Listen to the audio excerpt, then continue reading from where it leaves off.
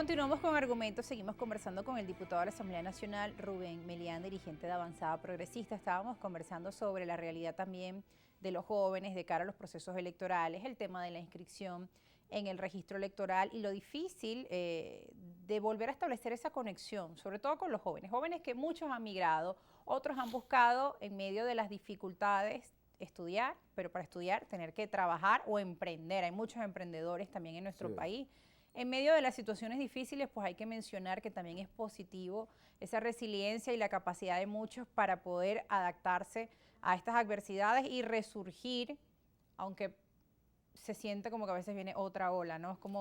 Es Claro. difícil, no es fácil. Claro, producto de lo que hablamos en el segmento anterior, de que el sentimiento mayoritario, que algunos estudios dicen que es podríamos decir que es como un despecho colectivo, cuando creyéramos mucho en algo y resulta que nos defraudó de alguna forma.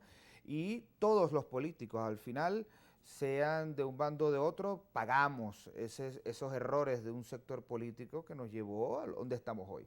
Ahora, ¿qué decíamos de los desemprendedores y los jóvenes?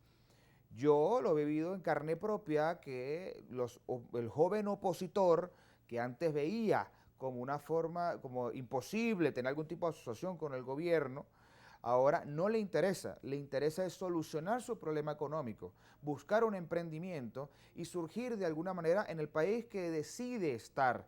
Si no, lo que queda para muchos es salir de nuestras fronteras.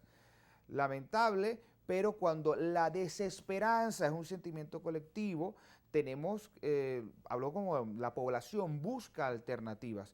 Lo que es primordial es que en un país tan rico, un país donde existe gente valiosa que trabaja arduamente para sacar este país adelante, como tú y como mucha gente que pone su granito de arena para que este país crezca, un país tan rico que cualquier extranjero te va a decir que este país no debería estar pasando lo que está viviendo. Hay temas muy delicados, como podemos hablar del embarazo precoz, la documentación de muchas niñas, la prostitución, las enfermedades venéreas, etcétera. Toda una serie de temas que son de interés colectivo para nuestra nación. El futuro de este país está en ese sector joven que lastimosamente no cree en política y en los liderazgos políticos. Es vital construir una alternativa política distinta que se conecte con el sentimiento de cambio de ese grupo, avive a los no tan jóvenes de que sí hay esperanza para poder cambiar, reemplazar al gobierno de manera democrática, porque yo estoy convencido que la única forma que este país crezca, surja y tenga un futuro ideal es con un cambio de gobierno para reavivar las relaciones internacionales, para poder sembrar esperanza. Y tú hablabas que esos cambios pasan por procesos de transición Así y procesos es. de transición que pasan por procesos de diálogo y de negociación. Totalmente. Antes de irnos a la pausa, te decía que íbamos a hablar en este segmento sobre la importancia que tienen los procesos de diálogo y negociación para la solución de conflictos. Te invito a escuchar nuevamente a María Verdial, vicepresidenta del MAS. Se encuentra con nuestra compañera Soremi González y volvemos a establecer un contacto con ella en medio de estas entrevistas donde escuchamos diferentes visiones. Rubén. Vamos.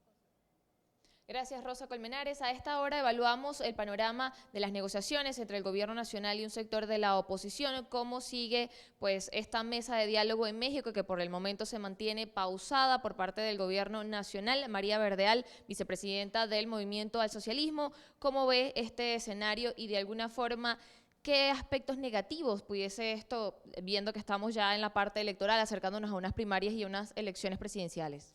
Bueno, la semana pasada oímos y vimos a declaraciones de altos voceros del gobierno, tanto de Nicolás Maduro, presidente de la República, como del presidente de la Asamblea Nacional, el diputado Jorge Rodríguez, donde decía que no hay posibilidades de reiniciar el diálogo de México. Le agrega que no debe existir ningún tipo de sanción para Venezuela, tanto para funcionarios como las que afectan directamente el país. Eso significa que hay pocas posibilidades de la reanudación de dicho diálogo. Nosotros siempre hemos abogado por la negociación, el entendimiento y el reconocimiento de los actores políticos en Venezuela. Insistimos que el diálogo y la negociación debe ser aquí en el país, con todos los actores de la sociedad venezolana, poniéndonos de acuerdo sobre todo para solventar la grave crisis social y económica que atraviesa Venezuela en este momento. Y es hacia ahí donde le hacemos el llamado también al gobierno nacional. que se haga una gran mesa de diálogo tipo 2002, donde estaban todos los sectores del país, los sectores económicos, sociales, políticos, para buscar soluciones.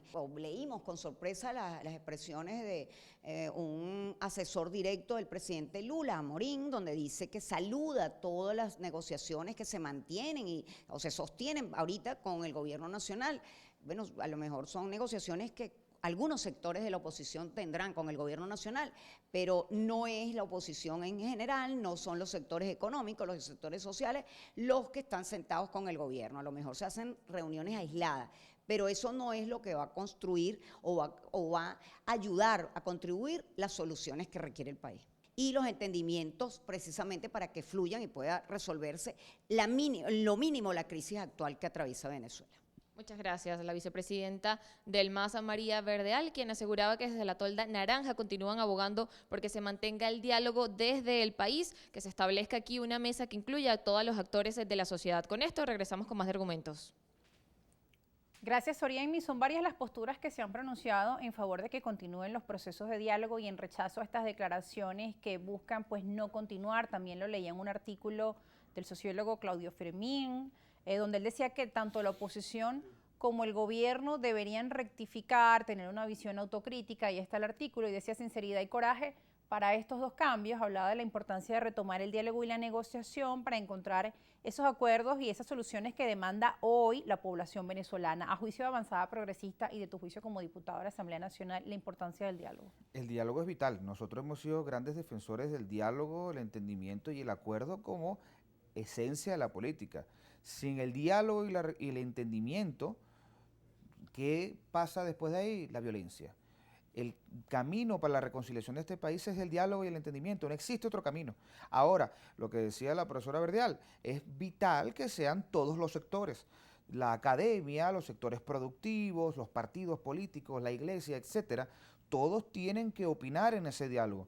Yo estoy convencido de que el gobierno no le interesa ese diálogo amplio, porque prefiere tener pequeños diálogos con sectores de la oposición. Nosotros como Avanzada, toda posibilidad de diálogo la vamos a asumir. ¿Han tenido diálogos Avanzada Progresista con el gobierno nacional, pequeños diálogos? Antes incluso de la Asamblea Nacional actual, con la mal llamada mesita, que empezamos en un proceso de apertura de diálogo y entendimiento con el gobierno cuando la política era la violencia. Hoy por hoy no existe una mesa o diálogo con la oposición, con el gobierno establecida, más allá de los intercambios que puedan existir dentro del hemiciclo de la Asamblea Nacional. Ojo, un espacio vital para llegar a esos acuerdos, para llegar a esas conversaciones, para buscar soluciones a la mayoría del país. Pero repito, Rosa, nosotros Avanzada Progresista siempre vamos a apostar por el diálogo. Es el único camino y es el vital para asumir esa transición política en paz y en democracia que necesita nuestro país. Bien, diputado, el tiempo lamentablemente se nos acaba. Ya quisiera para finalizar sus conclusiones sobre esa revisión que debería hacerse dentro de la oposición venezolana de cara a dar propuestas al país y ese proceso que tú mencionabas, que más allá de una elección primaria sea un proceso de consenso para escoger a esa persona indicada para asumir el liderazgo de la oposición. Yo creo que los sectores más extremistas de este país tienen que ser aislados por el bienestar de nuestra nación. El país no merece que estos sectores más radicales de nuestro país sigan teniendo la vanguardia en la toma de decisiones. Necesitamos construir una plataforma popular de amplia base, que todos los sectores participen para así sentar las bases de ese cambio político que represente a los jóvenes, a las mujeres, a todos los sectores de nuestro país. Pero eso, el único camino es el diálogo, el entendimiento y asumir que solo juntos y en paz podemos sentar las bases de ese verdadero cambio orgánico que necesita nuestro país. Muchas gracias, diputado Rubén, por estar con nosotros. Rosa. Y gracias a nuestra audiencia por acompañarnos. Antes de despedirnos, quisiera agradecer y felicitar a nuestro compañero Roger Herrera, quien ha estado estos días en la producción, supliendo a Franklin Díaz, que se reincorpora mañana de sus vacaciones. Ahora Roger va a estar en el equipo de Primera Página, en el equipo madrugador, donde estuve un buen tiempo, así que todo el éxito para nuestro compañero Roger Herrera en esta nueva etapa. Él es de Boconó, de Trujillo, llegó a la ciudad y bueno, ha hecho un buen trabajo, así que felicidades para esos jóvenes que están trabajando, que están triunfando, que están poniendo de sí para construir un mundo mejor posible. Por aquí está Roger. Así Bueno, es. Roger, felicidades. Y sigue Felicitaciones. adelante. Por aquí está nuestro compañero de producción. Nos despedimos. Chao.